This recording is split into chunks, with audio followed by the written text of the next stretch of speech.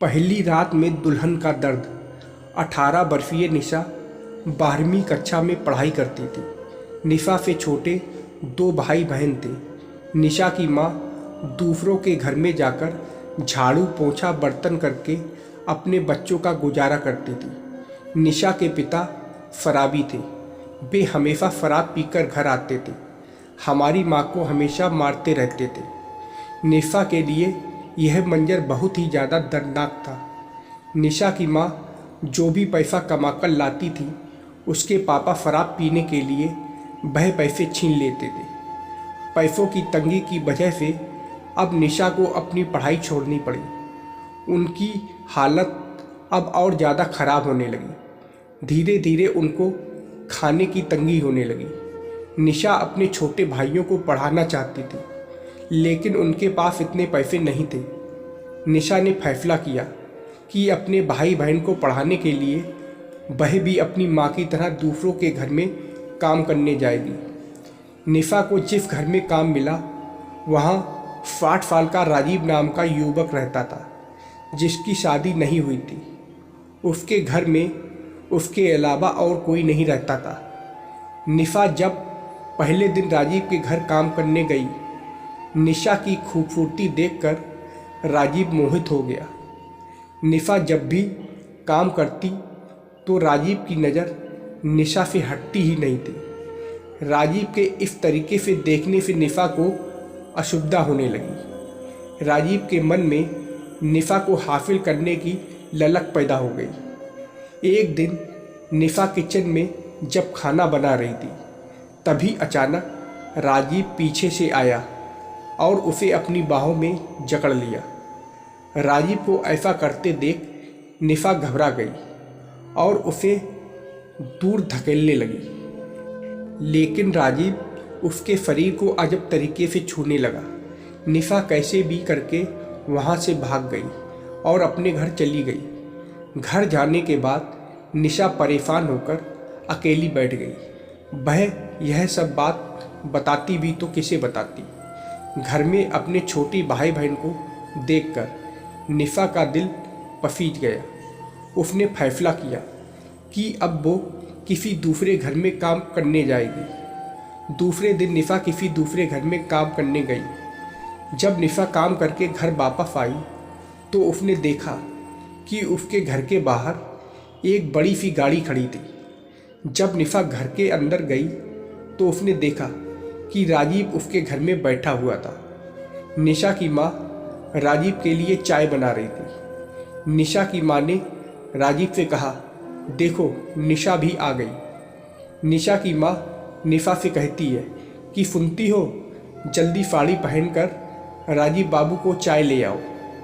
निशा ने हैरानी से अपनी माँ से पूछा, आप मुझे साड़ी पहनने के लिए क्यों कह रही हैं, और यह इंसान हमारे घर में क्या कर रहा है? मुझे नफरत है इससे। निशा की माँ गुस्से में निशा से कहती, बहुत ज़्यादा जुबान चलने लगी है तेरी। चुपचाप मैं जितना बोल रही हूँ उतना कर, और हाँ, राजीव जी से तमीज़ से बात करना। यह तुम्हारे होने वाले पति हैं। निशा ने अपनी माँ से कहा, आप क्या कह रही हैं माँ? मुझे कुछ समझ नहीं आ रहा है। मेरी शादी वह भी इस इंसान से? मुझे आपको इसके बारे में कुछ बताना था। यह बहुत ही बुरा आदमी है।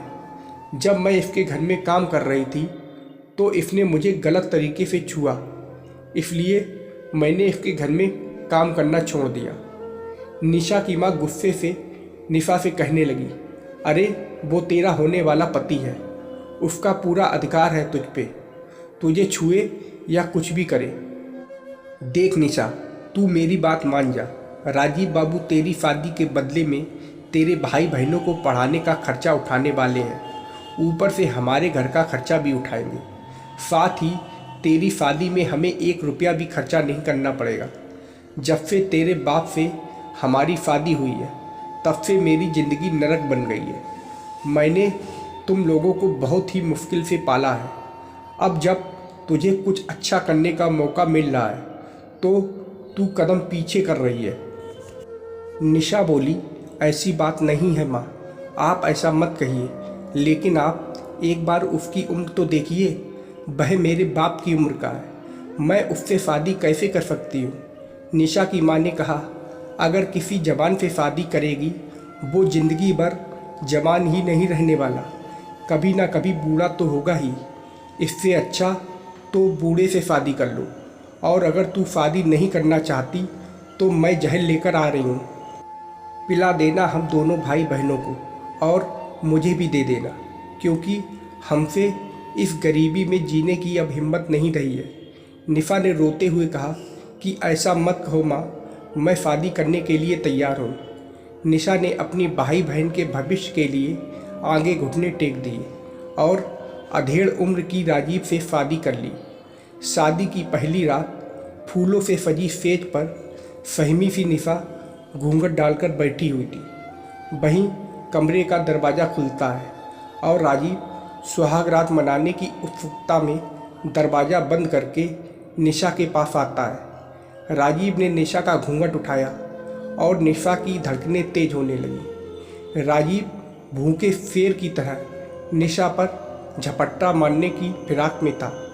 जैसे ही निशा को राजीव ने छूने की कोशिश की तो निशा ने मना करते हुए कहा कि देखिए, मैंने मेरी माँ के कहने पर आपसे शादी की है और यह सब करने के लिए अभी मैं तैयार नहीं हूँ। मैं आपसे हाथ जोड़ती हूँ, ऐसा मत कीजिए। राजीव ने निशा से कहा, मैं तुझे पागल लगता हूँ? कितनी मुश्किल से तुझसे शादी की है और तेरे शरीर पर सिर्फ और सिर्फ मेरा अधिकार है। और वैसे भी अगर तुझे पता नहीं है तो मैं तुझे बता दूं कि तेरी माँ ने तुझे बेच दिया है। तो अब ज़्यादा नाटक मत कर और चुपचाप प्यार से मान जा, क्योंकि तेरे मना करने पर मैं तुझे छोड़ने वाला नहीं हूँ। और अगर मैं ज़बरदस्ती पर उतर आया तो जानवर से भी बदतर सलूक करूँगा। और तुझे तेरे भाई बहनों को पढ़ाना है कि नहीं? निशा अपने भाई बहनों के बारे में सोचकर मान जाती है। राजीव हैवानियत की हद पार करते हुए निशा की आंसुओं की धारा बहने लगती है। राजीव बड़ी बेरहमी से निशा के साथ जानवरों की तरह व्यवहार करता और निशा के शरीर को नोचने लगा। निशा दर्द से कराह उठी, चीखती रही, चिल्लाती रही, लेकिन उसके दर्द का राजीव पर कोई असर नहीं पड़ रहा था। निशा यह दर्द बर्दाश्त नहीं कर पाई और बेहोश हो गई। अगली सुबह निशा का शरीर सूज गया था और दर्द के कारण वह सही से चल भी नहीं पा रही थी। जैसे तैसे उसने घर का काम किया। राजीव के ऑफिस जाने के लिए निशा ने टिफिन तैयार किया। राजीव के जाने के बाद निशा ने चैन की सांस ली और उसके शरीर पर बहुत सारे निशान बन चुके थे। निशा बार बार घड़ी की तरफ देख रही थी और वह बिल्कुल नहीं चाहती थी कि शाम को राजीव घर वापस आए। घड़ी को देखते देखते निशा को नींद आ गई। अचानक दरवाजे की घंटी बजी। निशा नींद से जाग गई और दरवाज़ा खोलने गई। दरवाजे के बाहर राजीव को देखकर निशा घबरा गई। रात के 10 बज चुके थे और यह राजीव के घर आने का समय था। निशा ने खाना नहीं बनाया था और ना ही सुबह से खुद खाना खाया था। निशा ने राजीव को बताया कि उसने खाना नहीं बनाया। राजीव ने बोला कि मैं खाना बाहर खाकर आया हूँ, अब तुझे खाना है, चल कमरे में। राजीव फिर से निशा के साथ। निशा ने राजीव को रोकते हुए कहा कि आप क्या कर रहे हैं? सुहाग रात तो एक बार होती है ना, फिर आप ऐसा क्यों कर रहे हैं? राजीव ने निर्जलता से हंसते हुए बोला कि तू बहुत भोली है। रोज़ सुहागरात के लिए मैंने तुमसे शादी की है।